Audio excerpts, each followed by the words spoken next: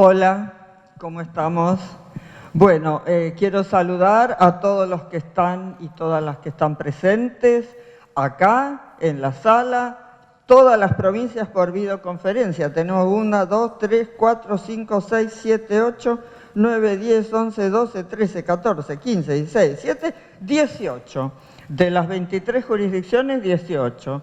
Así que realmente es muy importante. Además, esto se está transmitiendo por SIG TV, aparte de las grabaciones que hacemos nosotros, y algunos medios han venido, así que ahora enseguida van llegando para continuar, pero nosotros vamos a empezar en el horario que dijimos, ¿no es cierto?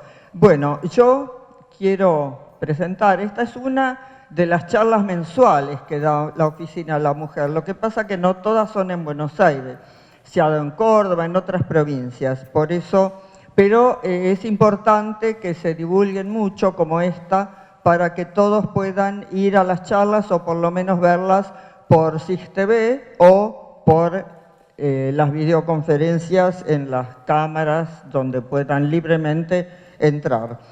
En realidad las charlas son para la conceptualización de los términos del femicidio, las de hoy, ¿no es cierto? Estamos también para la sanción y especialmente para estrategias de prevención. Estos son los objetivos de esta charla o de otras materias nuestras, donde lo más importante es poder diseñar políticas de Estado. En realidad sabemos que el femicidio es la violencia extrema contra la mujer, es extrema, es el asesinato, el homicidio, pero estas palabras no alcanzaban, son neutrales, no nos sirven. Entonces por eso llegó una nueva palabra, que es femicidio. También se decía feminicidio, pero ahora ya creo que todos dicen femicidio, ¿no es cierto? Está simplificado. Bueno, tenemos entonces aspectos normativos que habrá que ver, aspectos que en realidad uno muy importante es que nuestro Código Penal en el artículo 80 ya tiene, no con la palabra femicidio, pero tiene la figura. Esta figura de agravante por la violencia contra la mujer que llega a esta muerte. Es decir, la que es de género, ¿no es cierto? La que es por motivo de ser mujer, eventualmente también cuando es trans. Esto es porque nosotros, ocurre porque el mundo es un patriarcado, no la Argentina, el mundo es un patriarcado. Pero bueno, se va haciendo algo, se va convirtiendo, ¿no es cierto? En realidad tampoco existía ningún registro de femicidios. ¿Cómo se van a diseñar políticas si no sabemos cuántos femicidios hay? La verdad que las políticas de Estado tienen que basarse en datos, en estadísticas. Por eso, y además porque la ley de no violencia, la ley esa con el nombre tan largo, ¿no es cierto?, la 26485, de protección integral de la mujer, tiene un artículo donde expresamente dice que la Corte Suprema debe llevar registros sociodemográficos sobre las materias que trata la ley. Nosotros ya teníamos al dictarse la ley el registro de violencia doméstica, que según me confesó una senadora, por eso se inspiró y nos puso este artículo. Pero lo que pasa que entonces lo teníamos, pero no teníamos el de femicidios. Desde el año pasado se creó el registro argentino de femicidios. Digo argentino porque después esto lo vamos a ir ampliando. Entonces, el argentino de femicidios, que el año pasado midió los femicidios del 2014. Había 225. Bueno, este año tenemos la cifra del 2015 y hay algo terrible. Aumentaron. Este año tenemos 235 femicidios. Esto hace que realmente sea grave. Las políticas no han alcanzado. Hay que diseñar más y más políticas. Entonces, lo importante de esto también es que en la cumbre iberoamericana, en Asunción del Paraguay, se hizo la última, ahora creo que fue en el mes de abril de este año, la Argentina, a través mío, ofreció hacer el registro iberoamericano de femicidios. Y me lo aprobaron por unanimidad de los 23 países. Con lo cual vamos a tener un registro que sea latinoamericano y que agrega además a España, Portugal y Andorra, que son los países iberoamericanos. O sea que tenemos completo el mapa de femicidios cuando esto termine. Yo estoy ahora en la comisión de género de esta cumbre. Vamos a hacer primero una prueba piloto con los 8 países o 7, no sé, que estamos en esta comisión, y después lo vamos a extender a los demás. O sea, para empezar con los países de la comisión y después, como digo, a todos los demás. Realmente es muy importante, y es muy importante la confianza que han depositado en nosotros, que afortunadamente tenemos experiencia en registros. Entonces, por eso nosotros ahora, además, una cosa que es tan importante es que va a haber un plan, ¿no es cierto?, de los 3 poderes, un plan articulado de los 3 poderes. Supongo que de esto nos va a hablar Fabiana Túñez, porque se presentó hace 3 días. 3 días el plan, un plan integral también, que es transversalizado no solo al Poder Ejecutivo en todos sus ministerios, sino a todos los poderes del Estado, y además a nivel nacional, a nivel provincial y a nivel municipal. Es demasiado, diría, ambicioso, no sé. Pero bueno, esperemos que esto se cumpla. Entonces, hoy vamos a tener a Fabiana Túñez, que justamente, como ya se dijo, está en la Secretaría de la Mujer. Del Consejo Nacional de la Mujer. Bueno, Consejo Nacional de la Mujer. Acá lo tenemos, a nuestro acompañante permanente. Ustedes saben que acá Fernando Ramírez, en el año, no sé ni en qué año, años hace, cuando AMJA le dijo que teníamos que tener varones también, porque esto no era un grupo de mujeres. AMJA es la Asociación de Mujeres Jueces Argentinas, que no era solo para mujeres, que era para proteger mujeres, etcétera, pero que teníamos que integrar hombres. Yo no estaba en la corte, pero me contó algún letrado que él se lo dijo a sus compañeros.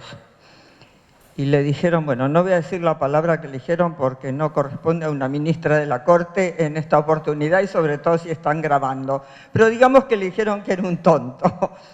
Y entonces él solito se hizo socio de AMJA. Esto hace, no sé, por lo menos 20 años, desde que se empezó con AMJA. Así que realmente hay un precursor con nosotros y que se las sabe todas. Y después vamos a tener por videoconferencia también a Adriana Quiñones, que es una experta, ¿no es cierto?, que es asesora de ONU Mujeres. Así que digamos que tenemos una tarde garantizada de aprovechamiento. Vamos a empezar con Fabiana. Gracias.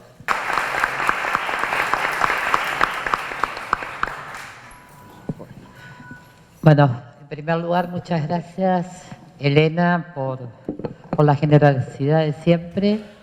Y bueno, esta casa que a veces aparece como muy alejada, yo que venía de la sociedad civil, siempre encontré un espacio de articulación, de trabajo permanente, y eso se vio reflejado a partir de que asumimos el 10 de diciembre, donde obviamente esa capacidad de trabajar articuladamente, aunando sinergias justamente contra el machismo, contra la violencia hacia las mujeres, es una constante. Y obviamente que muy felices de que empecemos a contar con estadísticas oficiales. Las primeras estadísticas oficiales presentadas por la Corte creo que fueron celebradas por toda la sociedad. Porque tener estadísticas implica reconocer que tenemos un problema. Y si una mujer está en problemas, la sociedad está en problemas. Y el femicidio, que es el extremo de la violencia hacia las mujeres, era muy importante que existiera un registro donde podamos hablar de ellas, definitivamente de ellas. A veces cuesta entender qué es un femicidio y muchas veces nos cuesta, cuando a veces en causas, cuesta entender que femicidio no solamente es el asesinato de una mujer por el hecho de ser mujer, que no es necesario que medie una relación cercana, que hay otras formas de femicidio que también son caratuladas como agravante por violencia de género. Fue una larga lucha para llegar al agravante por violencia de género, pero qué importante que fue, porque estamos reconociendo a la violencia como un problema social, político, pero fundamentalmente con este agravante estamos reconociendo que también es un tema de derechos humanos. Y obviamente que para poder abordar la problemática del femicidio, que es el extremo, que es el último paso, lo que nos faltaba era un plan. Un plan que se debía desde el año 2010. La ley fue sancionada, la 26485 del año 2009. Y desde el 2010 que necesitábamos este plan. Este plan que tuviera una visión de la problemática desde un punto de vista integral, transversal, intersectorial, multidisciplinario, pero fundamentalmente federal. Las desigualdades que todavía persisten de acceso a dispositivos de las mujeres, no es lo mismo ser víctima de violencia de género en una capital que serlo en el interior profundo de cada una de las provincias. Y hacia allá nos encaminamos el 10 de diciembre con esta idea, junto al equipo del Consejo Nacional de las Mujeres, pero también articulamos con más de 50 organismos para el diseño del plan y obviamente que hemos articulado también con la justicia. Porque nos parece muy importante que para poder enfrentar estas problemáticas trabajemos en equipo, trabajemos juntos y juntas, porque a la hora de matarnos no nos preguntan de qué sector somos, nos matan, nos violan, nos trafican. Así que desde ese trabajo intenso se decidió la elaboración de este plan que aborda diferentes temas, que tiene que ver con programas de asistencia directa, que tiene que ver con programas de protección integral. De ahí la doctora Hayton de Nolasco realmente, públicamente, queremos agradecer, porque había mucho debate acerca del uso de las tobilleras o las pulseras para los agresores y realmente el aporte que hizo la justicia en ese sentido fue muy importante porque históricamente la que tenía la responsabilidad de protegerse era la mujer, ahora por primera vez al que se va a monitorear es al agresor, que este monitoreo a su vez va a formar parte de la prueba y que por el otro lado también a la mujer en paralelo se le va a dar un dispositivo donde con solo sacudir el teléfono se van a disparar 3 teléfonos de ayuda. Uno de ellos es el 144, obviamente, que es el teléfono a nivel nacional, pero después ese teléfono va a tener 2 teléfonos más que va a depender de la provincia o la localidad, como para poder tener un doble registro. Porque lo que nos pasa es, como tenía medidas cautelares, tenía 20 denuncias, pero igual llegó a ella. No estamos diciendo que es un 100%, pero nos estamos acercando mucho más a la posibilidad de garantizar el derecho de esa mujer a protegerse. El diseño de un programa federal de hogares de protección integral, algo muy importante. Un espacio donde la mujer no solamente esté cuidada, asistida integralmente, sino que también sea un espacio para el fortalecimiento, para la capacitación, para que el tiempo que esté dentro de ese hogar, esa mujer pueda capacitarse para después salir capacitada y con algunos apoyos desde el gobierno nacional para que ella pueda desarrollar diferentes microemprendimientos. También se va a tener en cuenta las realidades regionales. Dentro de este plan también están contempladas las realidades regionales. No es lo mismo el NOA, el centro, no es lo mismo la situación de las mujeres en cada una de las regiones de nuestro país. Este plan contempla 69 medidas y 137 acciones. Y uno de los fundamentales temas era cómo trabajábamos con el tema de la prevención, cómo trabajábamos dentro del plan con el tema de las capacitaciones a las diferentes fuerzas, a los diferentes sectores que intervienen, disciplinas que intervienen, y eso está contemplado en el plan. Pero también está contemplado en el plan algo que consideramos fundamental, que son las reformas educativas necesarias para poder garantizar, educar a varones y mujeres en igualdad. También se va a crear el Programa Nacional de Acompañamiento a Víctimas en lo que es la ruta crítica. Ese momento tan difícil para la mujer, desde que toma conciencia hasta que hace la denuncia, ratifica la denuncia, todo ese proceso va a estar acompañado por un programa nacional que va a ayudar a esa mujer. Por el otro lado, también la línea 144 va a brindar y está brindando en este momento a las mujeres de nuestro país.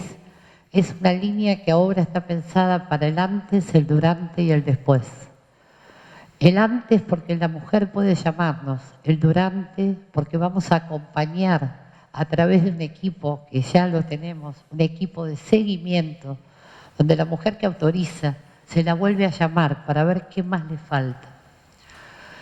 Y el después de la denuncia, que es tan importante el fortalecimiento de una mujer, porque todas y todos sabemos que con la denuncia no termina todo, comienza todo.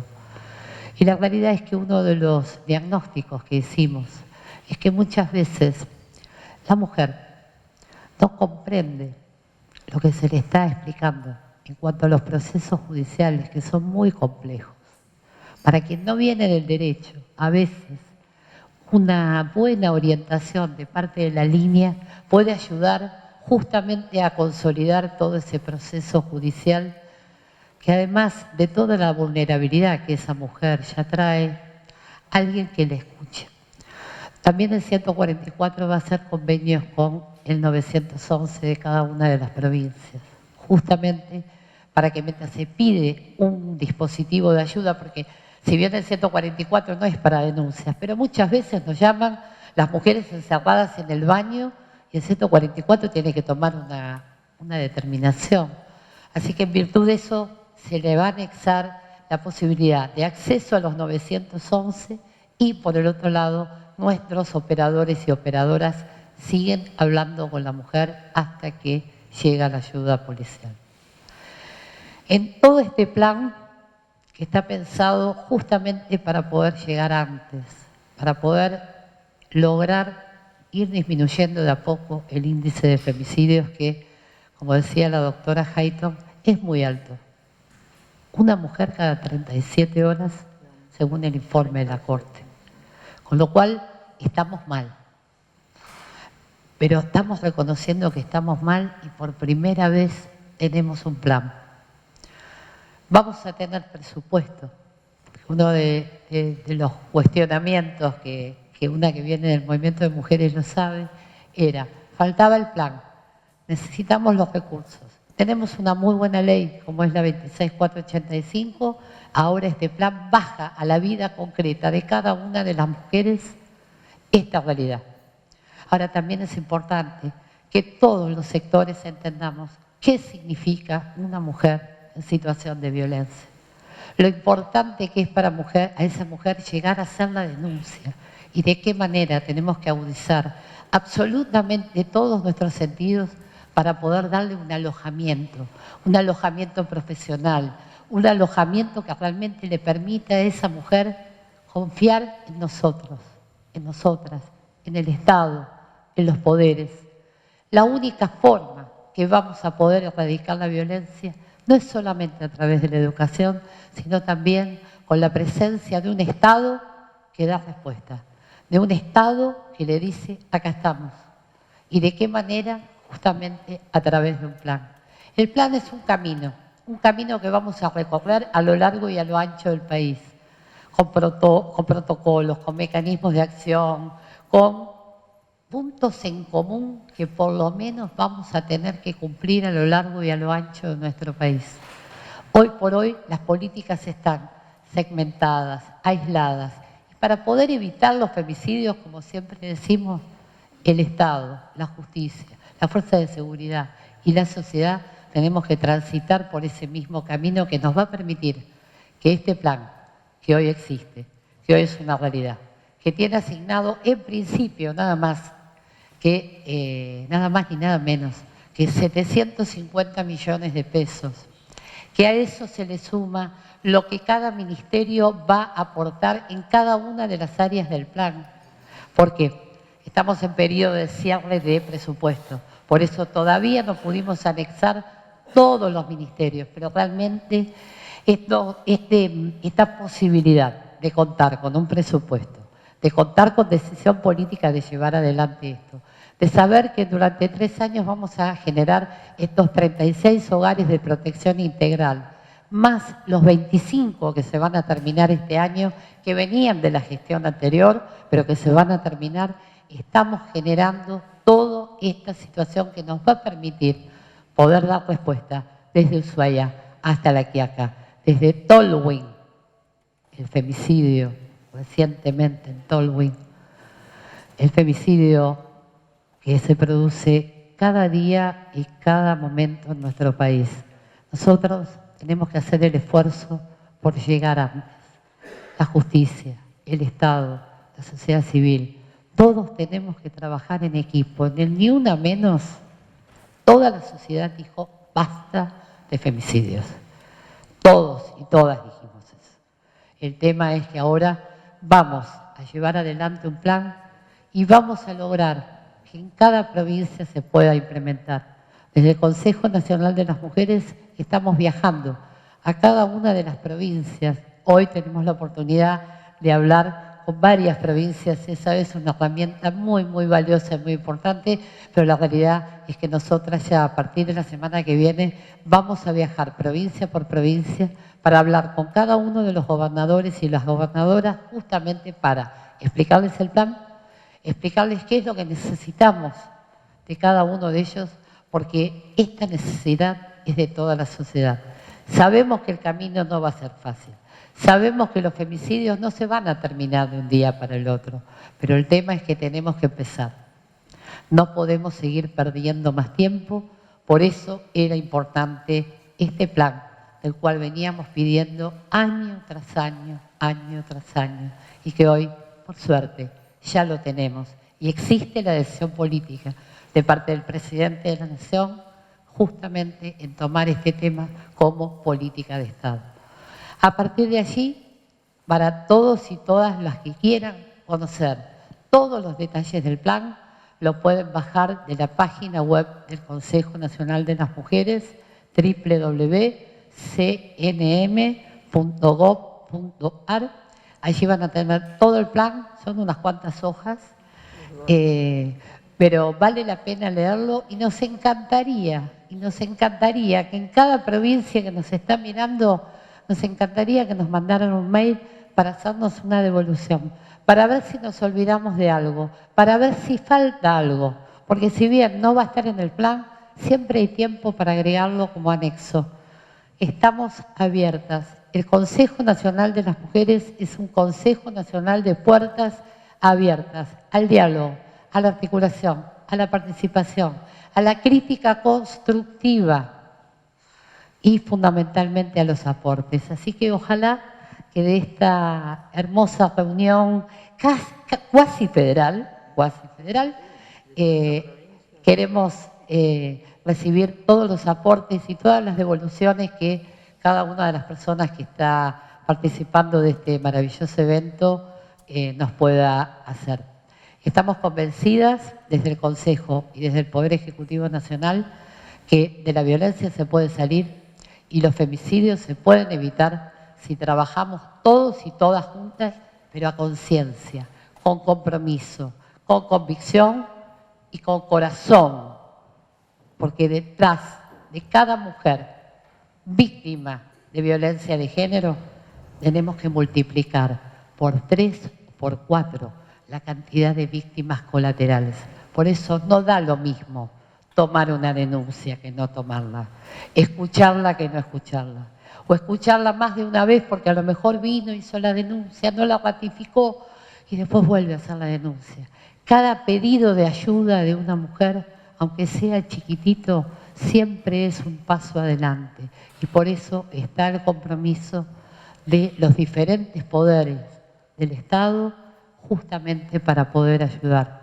Ojalá en un tiempo no muy lejano, que yo no creo que lo pueda haber, pero ojalá en un tiempo muy lejano, no muy lejano podamos decir, ni una menos, nunca más, 0 femicidio en la Argentina. Seguimos con Fernando Ramírez, que además justo fue el que presidió en el caso Mangieri, así que en esto es importante que le haya tocado este caso. Es terrible, pero es bueno que justamente Fernando Ramírez haya presidido en este caso. Bueno, muchas gracias. Buenas tardes a todas y todos. Yo voy a tratar de hacer rápidamente una conceptualización de cómo se llega a el concepto de lo que es un femicidio.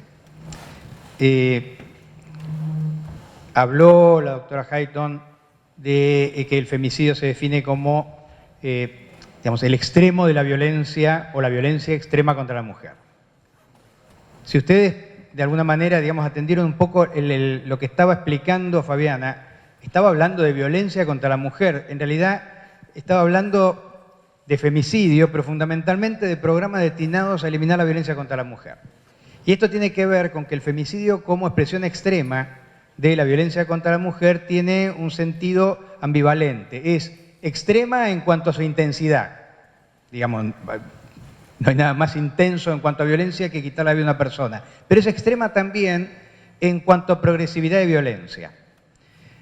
No es un fenómeno que pueda entenderse como entendemos nosotros habitualmente lo que es un homicidio. El femicidio está instalado en una situación de violencia enancada en una diferencia histórica de poder entre varones y mujeres. Siempre hubo, obviamente, femicidios.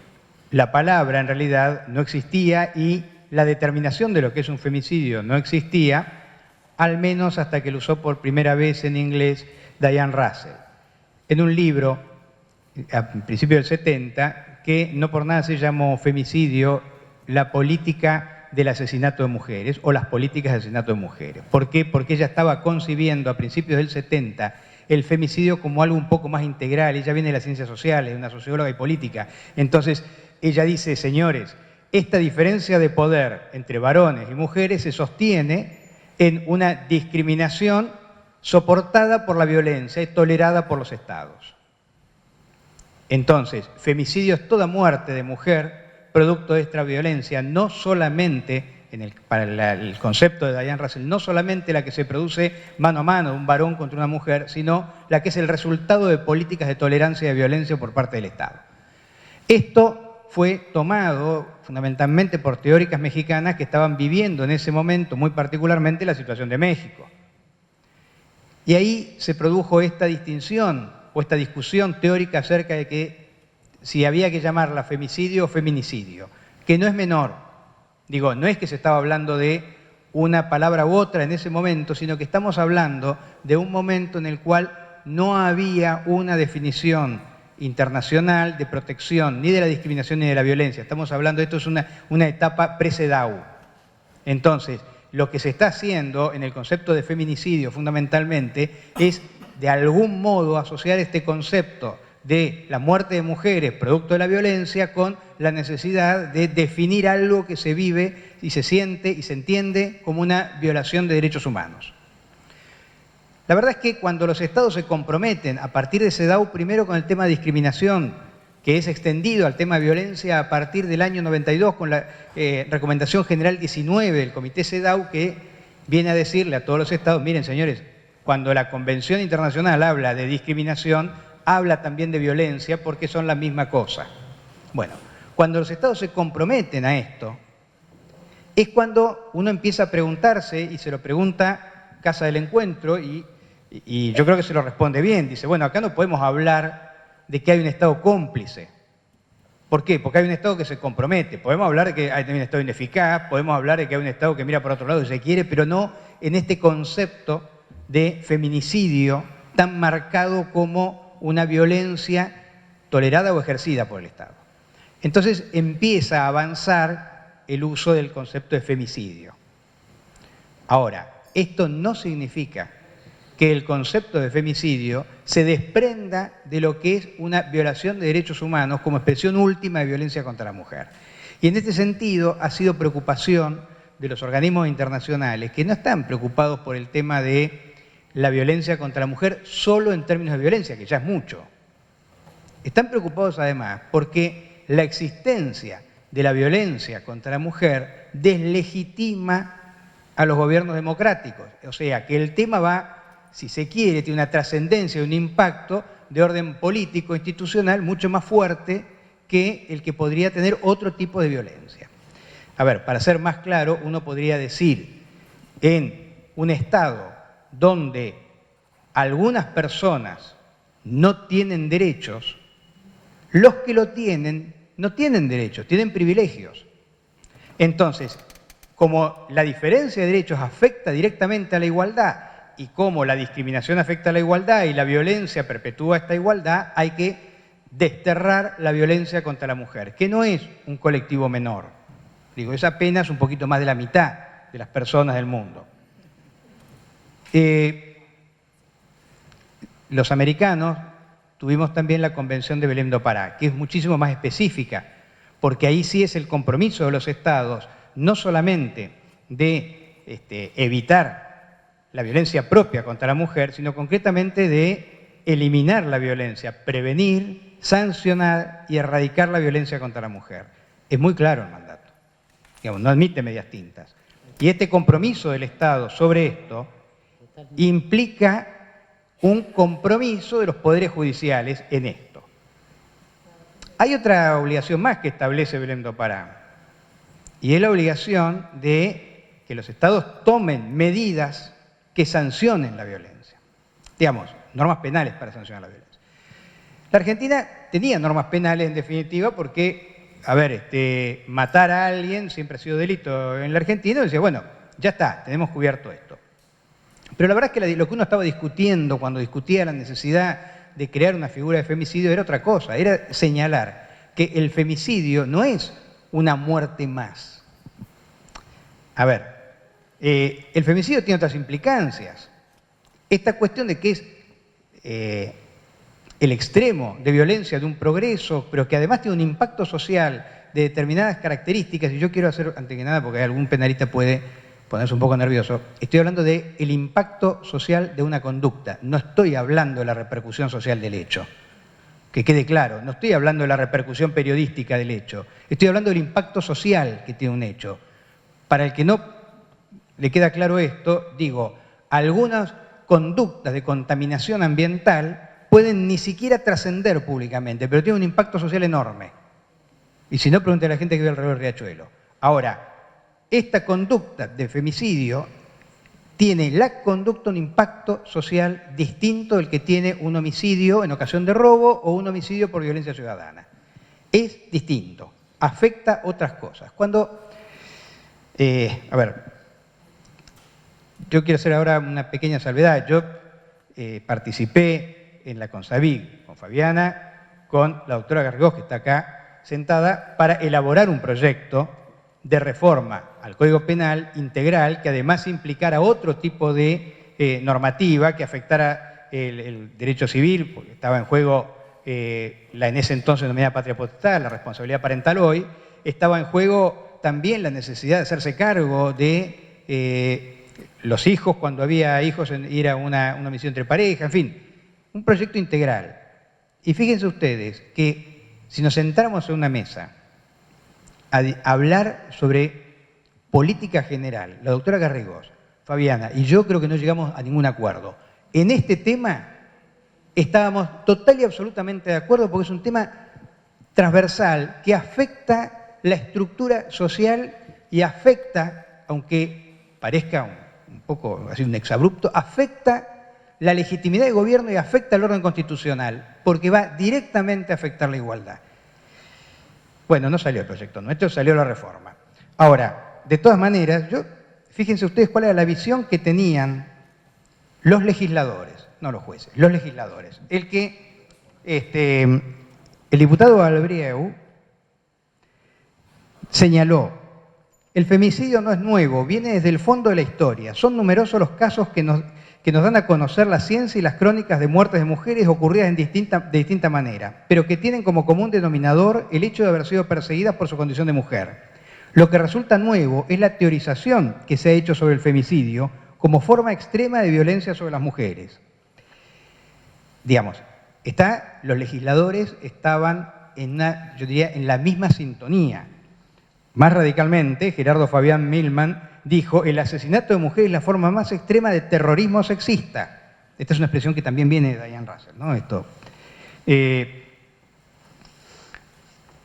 El diputado Garrido dijo: hay un plus adicional, que es el del bien jurídico. Concretamente me refiero a la situación de discriminación y subordinación que justifica la inclusión de este tipo de delitos en una previsión aparte.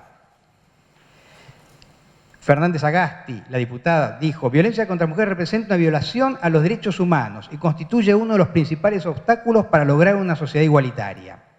Cuando hablamos de femicidio, hablamos utilizando un término que es político, puesto que constituye la denuncia a la naturalización de la sociedad hacia la violencia de género, tal como la Corte Interamericana de Derechos Humanos lo ha dicho. Está hablando del caso de Campo Algodonero. Bueno, a ver, los diputados tenían en claro qué era lo que estaban legislando. No utilizaron el término femicidio, no obstante que una diputada dijo, cuando promediaba su discurso: vamos a sancionar esta norma, que saldrá como saldrá, pero mañana la gente va a decir que sancionamos el femicidio, porque así se llama. Porque esto, que es la muerte de una mujer producida por un varón en un contexto de violencia de género, esto es el atravesamiento de una norma penal y una norma de derecho internacional de derechos humanos. Y es distinto.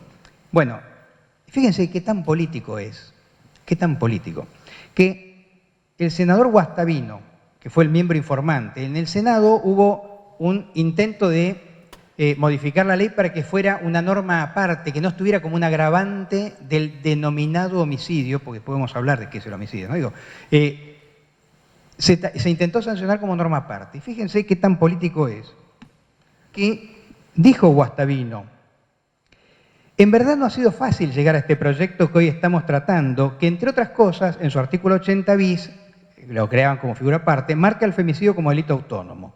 Digo que no ha sido fácil, porque efectivamente esto hay que decirlo y tenemos que compartirlo. En el marco del debate ha habido una abierta oposición de importantes sectores de la doctrina penal que indican que, en realidad, el delito de femicidio se considera inexistente como tal. Además, que bien puede encuadrarse dentro de lo que el actual artículo 80 del Código Penal hoy marca como delitos de homicidio agravado. Agregó que algunos creen conveniente que el femicidio como tal no exista como delito autónomo. Algunos de los que me visitaron en mi despacho para darme su opinión inclusive planteaban que ellos no creían que pudiera existir gente que ande por la calle buscando matar a una mujer por el solo hecho de ser mujer. Qué cerca estuvieron. Dijo más el senador Guastavino. Dijo: la categoría teórica del femicidio ha surgido justamente para ser visibles y nombrar de una manera específica a un amplio conjunto de mujeres que hasta ahora engrosan una lista indeterminada de quienes han sido asesinadas por violencia de género. Han sido asesinadas como extrema violencia de género. También porque significa una herramienta muy importante para la investigación y la acción política. Hemos tenido a lo largo de la historia del Congreso muchas discusiones sobre aumentos de pena y demás, y sabemos que eso solo no garantiza que los delitos no se cometan, sino que esto tiene que ver con que se determinen políticas en el Poder Legislativo, con leyes que apunten en ese sentido, con el que se fijen políticas de Estado y con que el Poder Judicial juegue el rol que le corresponde. La verdad que es un debate muy interesante donde estaba muy claro qué era lo que se buscaba. Yo no sé por qué hay tanto problema en usar la palabra femicidio. ¿Por qué hay que decir que en realidad no es un femicidio, sino un homicidio agravado por haber sido cometido por un varón en un contexto de violencia de género? ¿Por qué hay que dar tanta vuelta para decir que es un femicidio? Yo le voy a decir dos cosas. La primera, el Código Penal de la República Argentina utiliza el término homicidio en dos ocasiones. Homicidio en riña, donde no hay acreditado un dolo específico de alguien que quiso matar a alguien, y el robo agravado por haber causado el homicidio, o por haber resultado el homicidio de una persona. En ningún caso, ni el artículo 79, que es el que todos denominamos homicidio, ni el 80, el que todos denominamos homicidio agravado, tiene el término homicidio. A ver, esto es tradicional, lo llamamos homicidio, yo no propongo cambiarle el nombre, digamos, no digo llamémoslo Carlito. A ver, esto es, todos llamamos homicidio a esto. Lo que quiero significar es que aquel que diga que no se puede usar una palabra porque ya existe otra, miente, porque la ley se refiere a homicidio en otro contexto que no es el de provocar dolosamente la muerte de alguien. Bueno, no sé, pongámosle el nombre que quieran. Ahora, el femicidio existe como tal. La prueba son los cuerpos que estamos contando y contabilizando. Es la forma extrema y, a ver, no es la primera vez que la dogmática penal, la doctrina penal, levantando banderas de neutralidad, decide mostrar las violaciones de derechos humanos con un color distinto al que tienen. Miren, yo no sé cuál es la edad de todos los que están acá, algunos hemos pasado por distintas partes de la historia de la Argentina. Para nosotros, la desaparición forzada de una persona es algo muy concreto. Que nadie nos diga que es lo mismo una privación ilegal de la libertad con un Estado que no informa que la desaparición forzada de personas. Porque son dos cosas distintas. Cuando se dictó el fallo en la causa 13, histórico, no había una ley que considerara como tipo penal la desaparición forzada de personas. Y ustedes cuando leen el dispositivo van a ver que es una chorrera de artículos donde se trató en un esfuerzo doctrinario muy importante poder definir cómo era esta conducta violatoria de derechos humanos que había hecho desaparecer a una cantidad determinada de personas. Pero no pudo decir que se estaba atribuyendo la desaparición forzada de personas. No lo pudo decir. Casualmente, el mismo día que se sancionó Belém do Pará, se sancionó en la misma ciudad la Convención sobre Desaparición Forzada de Personas. Convención que sí está integrada a la Constitución Nacional. No está Belém do Pará, de la mujer, pero esta sí está. Bueno, con motivo de esto también se modificó el Código Penal.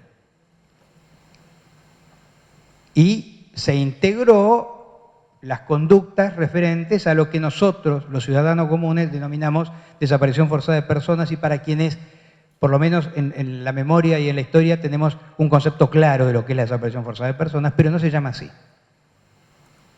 No, digamos, los dogmáticos han dicho que en realidad esto es una privación ilegal de la libertad calificada. No son lo mismo. La verdad que no son lo mismo.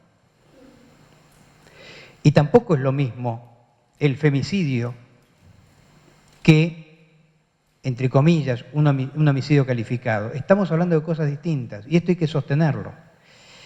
Y en esto yo creo que los jueces tenemos una obligación. Porque la verdad es que, a pesar de que han avanzado algunos conceptos herederos del liberalismo acerca de que los jueces tenemos cada vez menos injerencia en decisiones que tengan que ver con decir el derecho. Yo sigo creyendo que la función jurisdiccional es la de decir el derecho y que, en tanto ministros de la Constitución, en cuanto a magistrados de la Constitución, tenemos una obligación primaria que es la de hacer realidad el programa constitucional. O sea que en nosotros está una responsabilidad de guardianes de la Constitución y de realizadores del programa dentro del marco de legitimidad que tenemos para resolver casos. Entonces, para nosotros es muy importante que tengamos en claro cuándo estamos enfrentando un femicidio y cuándo no, y que lo señalemos y lo digamos. Y lo entendamos como expresión extrema de violencia de género que atenta contra la igualdad de todos, y que lo entendamos, bueno, que lo entendamos como una violación de derechos humanos, no como un acto individual entre dos personas. Esto no es el resultado de una personalidad patológica solamente. No estoy diciendo que no lo sea, digo, no solamente. Tiene otra significación y nosotros tenemos que hacerlo. Y en este sentido, me parece que es muy importante el trabajo que se está haciendo de registro de femicidios. Porque el registro de femicidios, dispuesto desde esta Corte, atiende a la realidad del femicidio y no a la calificación que se le pretenda dar. Digo, estamos, y esta es la idea, registrando la realidad. Después veremos, bueno, a ver cómo se está y cómo resolvemos esta cuestión. Yo creo que tenemos que empezar a discutir y mucho sobre la función de los jueces, tenemos que empezar a discutir y mucho sobre estas categorías y conceptos. Pero por lo pronto lo que está claro es que la Corte ya ha tomado una posición que tendremos que avanzar a nivel latinoamericano, donde también está en juego esta discusión acerca de cuál es el alcance o no de esta categoría nueva en cuanto a su formulación, ¿no?, que es el femicidio. Bueno, yo dejo acá y vemos entonces quién sigue.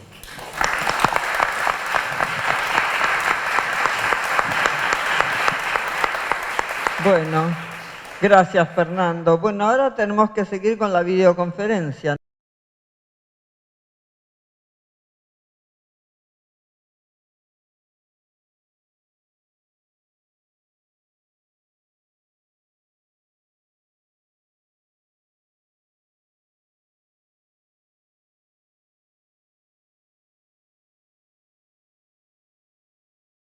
Muchísimas gracias por esta invitación.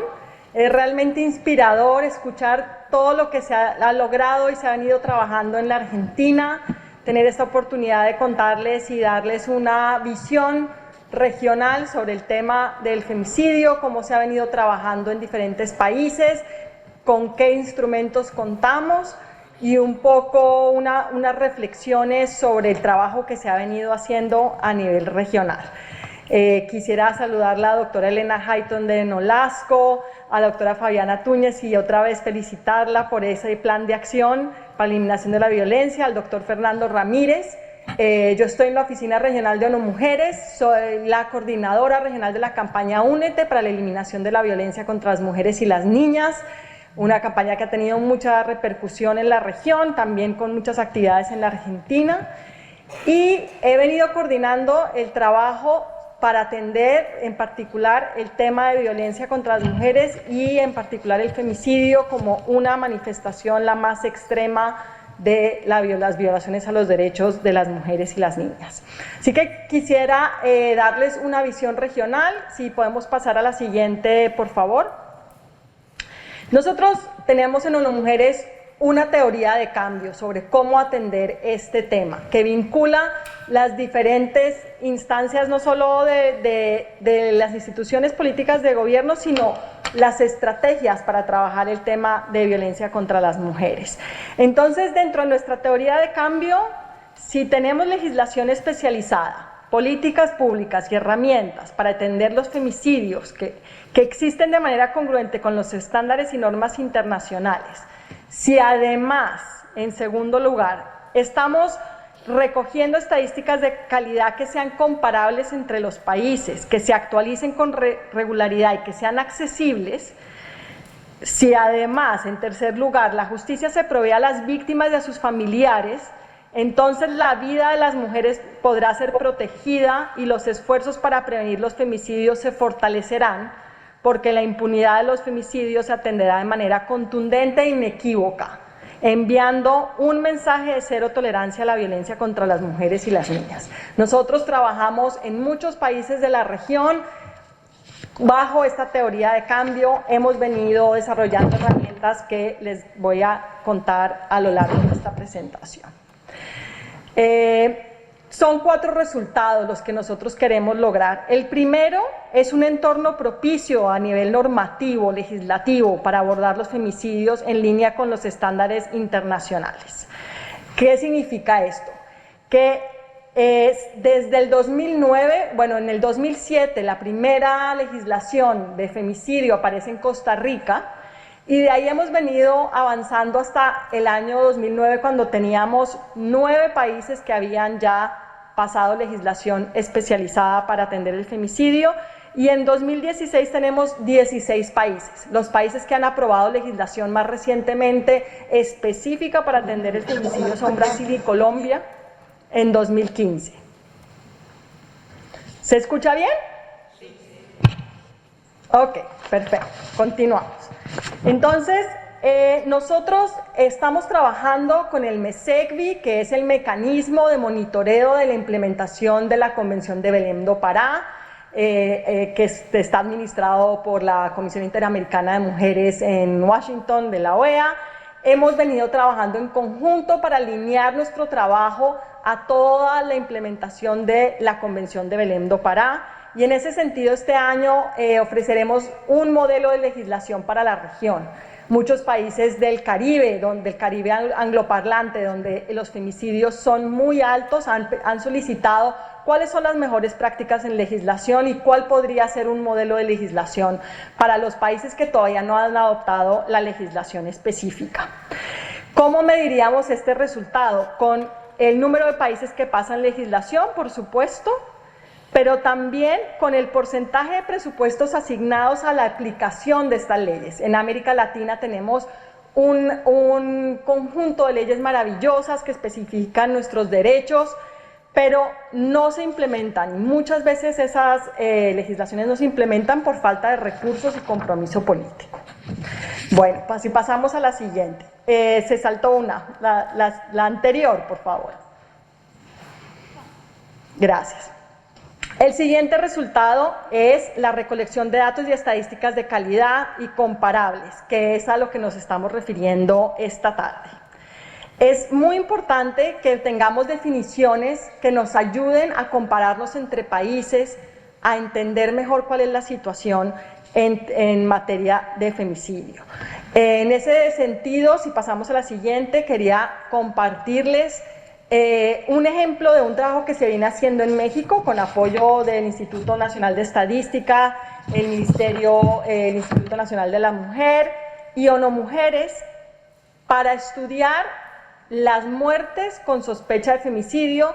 En México, por supuesto, la legislación, al ser un país federal, ha avanzado lentamente en términos de poder tener una legislación para todo el país, una definición única de femicidio, pero se ha avanzado en la recolección de información sobre muertes violentas de mujeres con sospecha de femicidio en los últimos 30 años, y se ha usado esa definición como un proxy. Entonces, si pasamos a la siguiente, les quería contar lo que se ha encontrado en este estudio en los últimos 30 años en México. Se ha comparado, se ha logrado ver en ese número de años una reducción del 50% de las muertes de mujeres con sospecha de femicidio entre 1985 y el 2006. Pero entre 2007 y 2012 hubo un aumento del 138%. Esto significa que entre 2008 y 2012 no solo los avances logrados en los 23 años anteriores se perdieron, sino que también estas muertes alcanzaron niveles nunca antes registrados. Los últimos datos disponibles muestran una disminución de 250 casos en términos absolutos y una caída de 0,46 en el índice, pero nunca hemos regresado a los valores observados en 1985. Eso nos muestra que la severidad y la incidencia de la violencia contra las mujeres han aumentado en los últimos años. Si pasamos al siguiente, gracias.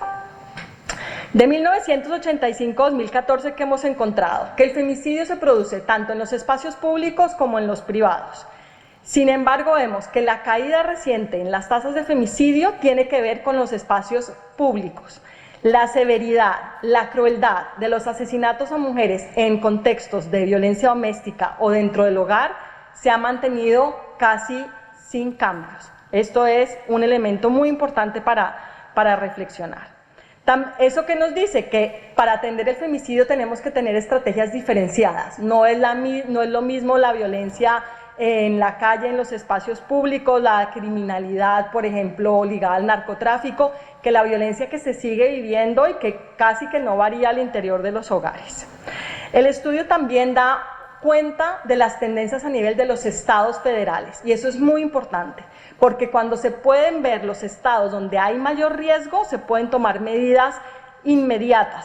Está la alerta de género, que es una política pública que ha adoptado México recientemente, donde al verse casos de femicidio que se repiten en el tiempo, el Estado federal está obligado a responder con todas las autoridades del más alto nivel para evitar que se siga contagiando de femicidios. Entonces, vemos que no es un fenómeno que hay que estudiar de manera georreferenciada, que hay que estudiar en el tiempo, en el que podemos entender tendencias y ver cómo es que se puede atender de manera inmediata, casi de una respuesta epidemiológica. Toda la violencia femicida se produce en todo el país, pero 10 municipios se han encontrado que son los que concentran las tasas más altas de 6 muertes con presunción de femicidio al día. Entonces significa que en esos municipios es donde hay que comenzar a dar la atención inmediata. Pasamos a la siguiente, por favor. Algunas buenas prácticas que hemos recolectado a nivel regional que quería compartir con ustedes.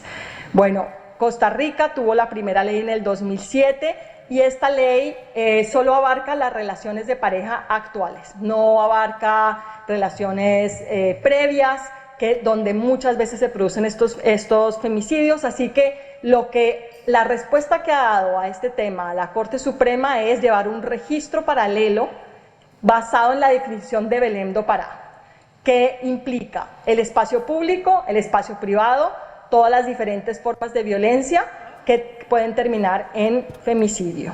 Con este registro se está entendiendo de una mejor forma los temas de las tendencias, las causas sobre violencia contra las mujeres y femicidio. En los datos de Costa Rica, que se vienen recolectando hace ya más de 5 años, empiezan a mostrar que los detonantes más comunes son los celos y las actitudes posesivas. Otro aspecto muy importante es el vínculo de las tasas de femicidio vinculadas con violencia sexual. Entonces, digamos que empezamos a entender que no son hechos aislados, que están vinculados con una cadena de hechos violentos que termina en femicidio. Entonces, entender ese tema es muy importante para atender el femicidio. Nosotros hemos venido trabajando y apoyando a la Comisión de Género de la CONJIB, que la doctora Hayton mencionó, y por supuesto ponernos a su disposición ahora para seguir trabajando este tema, especialmente con este registro, con las buenas prácticas que se han recolectado en la región. Lo más importante para nosotros es poder llevar a escala, que como región podamos tener registros unificados, entendimientos y comprensión del tema que nos permita compararnos y cooperar entre los países, crear una escala, llevar a escala las medidas, las legislaciones y el número de personas que se benefician por este tipo de iniciativas. Quería contarles también que a través de la lucha de la madre de una de las víctimas de femicidio en México, que no se catalogó como femicidio y que su madre lo llevó hasta las últimas consecuencias de la justicia, ahora en México por ley todas las muertes de mujeres deben investigarse como si hubieran sido un femicidio. ¿Qué implica eso? Entender y buscar los indicios, las pruebas desde el primer momento que se encuentra la víctima, entender un historial de violencia, si denunció, si alguna vez se presentó al centro de salud con algún tipo de violencia física, cómo era la relación de esa persona, cómo era la relación de la persona con el victimario. Ese estilo de temas que muchas veces se ignoran, ahora por ley se deben investigar en países como México. Algunos de los retos, por supuesto, en los países que han avanzado con legislación tiene que ver con si lo son estados federales o no. Y en ese sentido tenemos otras experiencias de buenas prácticas. Entonces, quería contarles que una de las cosas, bueno, el siguiente resultado que nosotros nos planteamos en nuestra teoría de cambio es el acceso efectivo a la justicia. Y sobre todo que se permita a las familias de la víctima participar en la investigación, de manera tal que se cree un sentimiento de justicia, de escuchar a las víctimas y empezar a generar esta cultura de la debida diligencia. Nosotros quisiéramos poder medir el número de casos reportados y con sentencia, el porcentaje de cambio en número de condenas por femicidio y las reparaciones, porque lo que nos interesa también en la creación de una cultura de cero tolerancia a la violencia es que haya prevención, atención, sanción y reparación. Estos son temas que nos interesa muchísimo hacerle seguimiento para entender el tema del femicidio de una manera integral. Para presentarles el modelo de protocolo latinoamericano para la investigación de femicidio, este es un modelo en el que Argentina también participó, se elaboró durante 2 años con expertos de la región y es una herramienta que permite entender lo que significa investigar con perspectiva de género. Significa entender mejor los indicios, poder entender la historia de violencia, poder crear una cadena de hechos que permitan entender por qué el crimen fue un crimen basado en la desigualdad de género, como lo entendemos al femicidio en este momento. Este protocolo lo lanzamos en el 2014, varios países lo han adoptado, Ecuador, Brasil lo está adaptando en 5 estados federales, en Panamá también se está haciendo capacitaciones con el protocolo. Lo que nos interesa es que se puedan tener herramientas adaptadas a la legislación de los países que permitan entender y investigar de una manera adecuada el femicidio. Entonces, en ese sentido, bueno, este protocolo es un protocolo que no existe en ninguna otra parte del mundo. Este protocolo está en línea en la página de ONU Mujeres y en la página del Alto Comisionado para los Derechos Humanos. Es un esfuerzo conjunto y tiene que ver con la importancia en esta región de darle un alto a la impunidad. Entonces, el uso de este protocolo va a permitir entender mejor la violencia contra las mujeres, las múltiples formas de discriminación a las que ellas se ven sometidas y que terminan en las formas más extremas de violencia, y permite tener una herramienta sobre la que nosotros podamos avanzar la conversación sobre el tema. Como les contaba, el proceso de adaptación del protocolo dio como resultado que se pasara una ley especializada en Brasil el año pasado, porque el proceso de adaptación del protocolo empezó a generar una discusión muy importante sobre qué significaba las altas tasas de femicidio que en Brasil son muy alarmantes y qué implicaba poder darle un alto desde el acceso a la justicia a esta realidad. En Brasil lo que se ha estado trabajando con el protocolo son unas guías a nivel de los estados que permita que sean adaptadas a la legislación local, una discusión que se ha generado muchísimo sobre qué significa la violencia contra las mujeres, qué significa la impunidad, cómo hay que investigar, quiénes son los implicados. Se han hecho las capacitaciones y las discusiones con grupos de policía, cortes, fiscalías, y por supuesto con los organismos encargados de dar atención a las mujeres que reportan violencia. Entonces, en ese sentido, lo que salió más importante de esta discusión que quería compartir con ustedes es no solo la parte legal, como mencionaban los expositores que hablaron antes que yo, sino todo el tema de la prevención de la violencia contra las mujeres. Generar realmente un entorno en donde esta violencia no sea tolerada, no se le permita a una mujer reportar 1, 2, 3 veces sin ningún seguimiento, sin ninguna protección, hasta que lleguemos al último extremo de que pierda la vida. Así que el siguiente resultado es el de la prevención. Y ahí quería contarles otros ejemplos que hemos venido apoyando en la región, porque hay muchísimas herramientas y de lo que se trata es que podamos unir esfuerzos y encontrar aspectos comunes que podamos replicar en los países. En Colombia se hizo un estudio sobre la cultura y la tolerancia a la violencia contra las mujeres con funcionarios públicos. Se hizo en el 2009 y nuevamente en el 2014, lo que permitió comparar los cambios del 2009 al 2014. En esta encuesta se empezó a preguntar, por ejemplo, las justificaciones, por ejemplo, para que una mujer fuera atacada por la forma en la que se viste, por la forma en la que se presenta, y las percepciones han ido cambiando, no tanto como hubiéramos querido, pero sí nos demuestra que hay normas de género, normas sociales en las que podemos trabajar y crear un ambiente de respeto para los derechos humanos de las mujeres.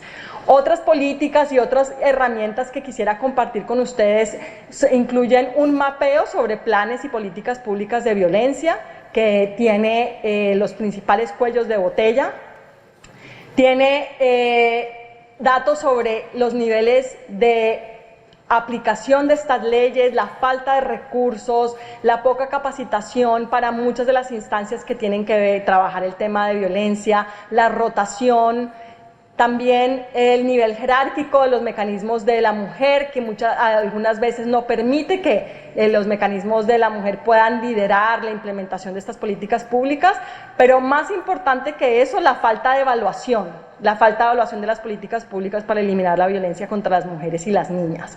Entonces, esto es algo en lo que tenemos que hacer mucho énfasis, comenzando este nuevo plan de eliminación de la violencia con este registro que se abre ahora en Argentina. Vamos a tener muchísimas mejores oportunidades de ver qué pasó, cuál fue el impacto de estas políticas públicas. También hemos promocionado unas guías para la integración del sector salud a la respuesta a la violencia contra las mujeres.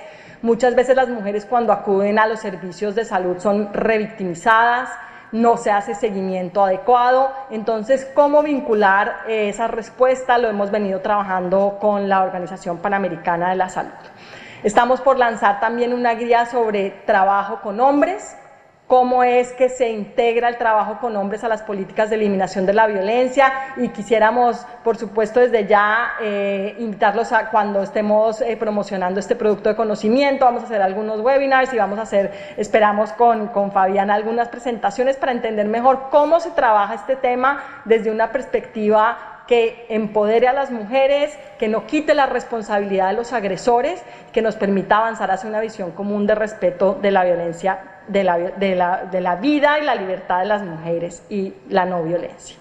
Otras políticas que nosotros pensamos que pueden tener un impacto muy grande en la prevención son políticas de apoyo a la paternidad. Hay evidencias y estudios en Asia que indican que los hombres que se vinculan a las tareas del hogar, al crecimiento, a la crianza de los hijos, que asisten al parto, tienden a ser menos violentos. Entonces, ahí tenemos puntos de entrada claves que pueden ayudar a cambiar la situación, la perspectiva y la tolerancia a la violencia contra las mujeres.